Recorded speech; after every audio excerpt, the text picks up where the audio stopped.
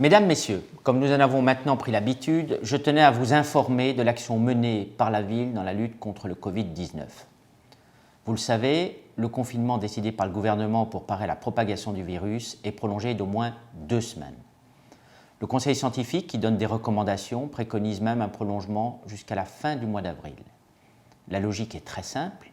Le confinement évite la saturation des services de réanimation, c'est-à-dire une situation où des médecins se trouveraient dans l'obligation d'effectuer un tri entre les patients, certains se trouvant alors exclus de solutions de réanimation, faute de place.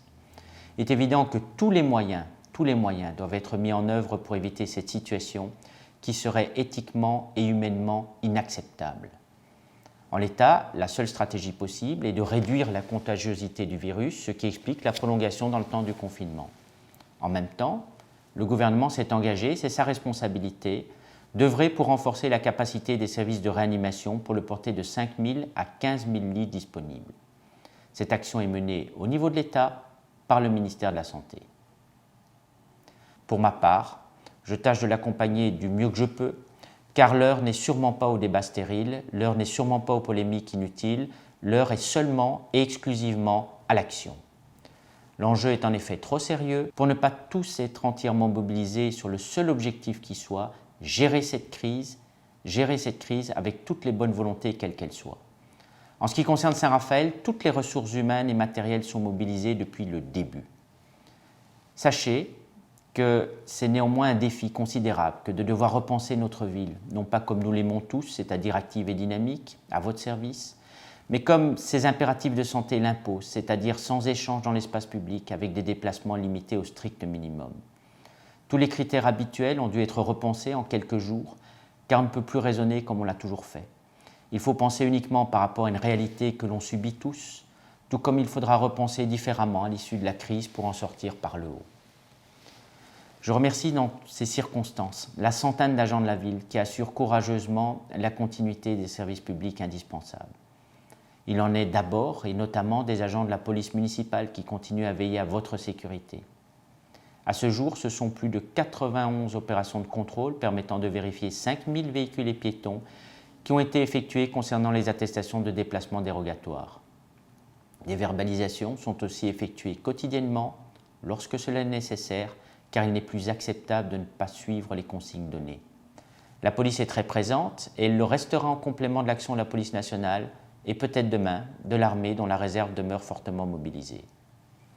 Aussi très présents sur le terrain, de nombreux agents habituellement affectés au service des sports, de l'animation, de la jeunesse, ont réorienté leur action au service des personnes les plus vulnérables.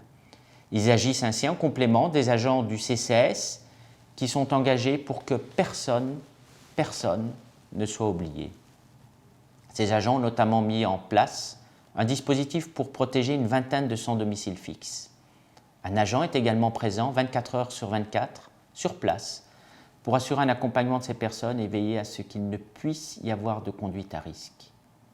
20 000 € sont également affectés depuis la semaine dernière à un dispositif alimentaire et d'aide de secours pour les personnes privées de revenus. Je vous informe par ailleurs que 80 agents, soit 100% de l'effectif du groupe Pisorno, sont mobilisés à la fois pour assurer la continuité de la collecte des déchets, mais aussi pour proposer une désinfection totale de la ville et du mobilier urbain. 40 points propres et 200 colonnes ont ainsi été désinfectées ces derniers jours et continueront à l'être.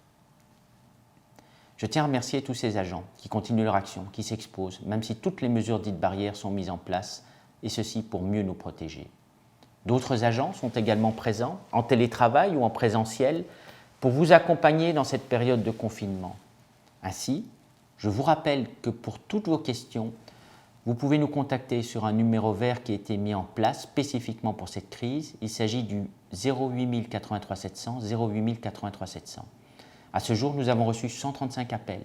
117 personnes sont listées pour être aidées à faire des courses. Et à côté de ce numéro vert, un second centre d'appel a été créé avec 35 volontaires qui procèdent à des appels auprès des personnes les plus fragiles. Ils prospectent aujourd'hui, maintenant, près de 1200 personnes de 85 à 90 ans. Dans cette logique, je vous rappelle également que sur le site de la ville, un onglet spécifique « Coronavirus » a été créé. Cet onglet donne notamment l'accès à une plateforme de solidarité qui permet à la fois de proposer à chacun de l'aide ou d'en demander.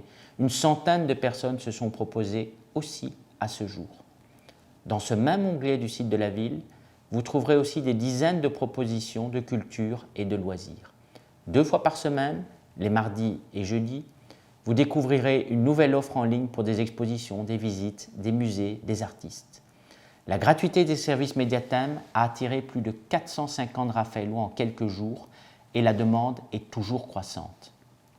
Dans cette même logique de solidarité, je suis heureux de vous annoncer qu'après m'être entretenu avec David Lisnard, mon homologue, maire de Cannes, nous allons mutualiser nos offres de loisirs à domicile tout au long de cette période de confinement. Ainsi, vous pourrez bénéficier de l'accès à la plateforme réalisée par la ville de Cannes pour amener la culture à chaque Cannois. Je remercie chaleureusement David Lisnard pour cette offre que vous retrouverez dans les prochains jours sur le site et le Facebook de la ville de Saint-Raphaël. Nos agents travaillent aussi pour vous proposer prochainement des vidéos de coaching sportif. Vous l'aurez compris, mon objectif, comme celui de mes homologues, est de vous accompagner au mieux dans cette période délicate de confinement. Je tenais aussi à vous informer aujourd'hui que la ville continue, dans la mesure de ses compétences, à s'impliquer et à compléter le dispositif médical mis en place par l'État. Ainsi, dès le lundi 30 mars, la ville a réceptionné 20 000 premiers masques FFP2 qu'elle avait pris soin de commander au début de la crise. Ces masques sont mis à disposition des personnes les plus exposées, les soignants, l'hôpital, les professionnels libéraux, les agents mobilisés dans cette crise qui seront équipés dès aujourd'hui. Nous avons d'ores et déjà également passé une seconde commande et nous attendons un don de la part d'une importante entreprise locale de travaux publics pour près de 125 000 masques supplémentaires.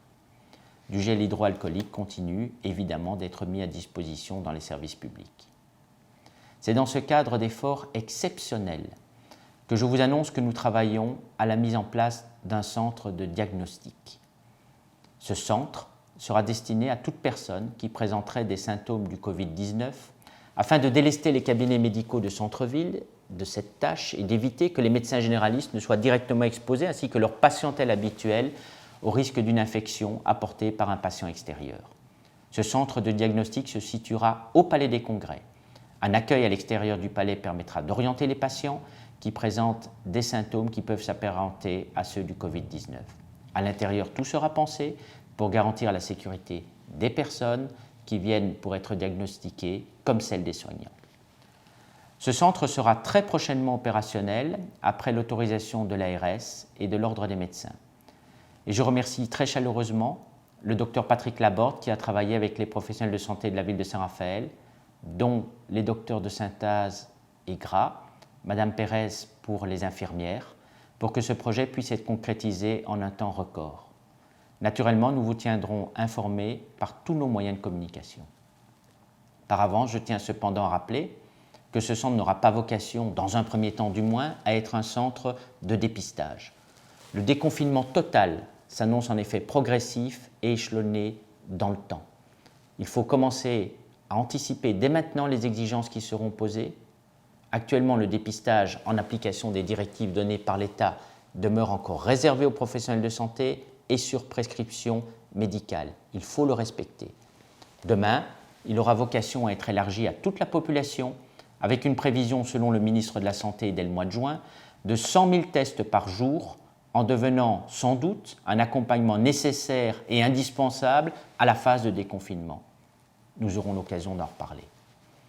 Enfin, en tant que président du conseil de surveillance de l'hôpital, je suis en relation quotidiennement avec son directeur et je tiens à ajouter que l'hôpital se tient prêt à l'avènement d'un pic de personnes concernées qui pourra arriver prochainement.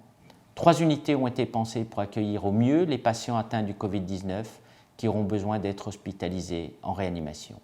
L'hôpital, les cliniques, les professionnels de ville, tous sont sur le pont, tous sont entièrement engagés dans cette action commune, celle de vous, celle de nous protéger. Tout a été mis de côté pour ce travail en commun. Et cette solidarité exceptionnelle montre encore une fois la générosité et la fraternité dont nous sommes capables dans la difficulté. Je les remercie encore en votre nom, au nom de chacun, car ils montrent aussi le meilleur des Français, si souvent critiques à l'égard d'eux-mêmes. Mesdames, Messieurs, chers Raphaélois, Vous l'aurez compris, nous demeurons plus que jamais mobilisés et nous le resterons, y compris à la fin de cette crise pour accompagner le retour progressif à la normale. Je vous remercie de rester solidaires, je vous remercie de rester responsables. Prenez soin de vous et bon courage.